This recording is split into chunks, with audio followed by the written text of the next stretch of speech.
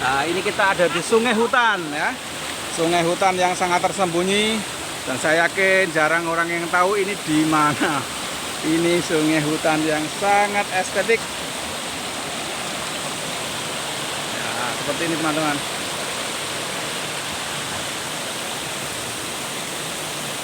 Ini di hutan. Kita main di alam ya, sambil mendengarkan suara gemericik air sungai seperti ini.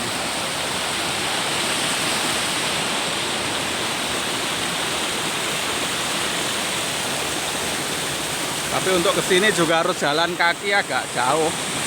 Kita harus masuk ke dalam hutan ya.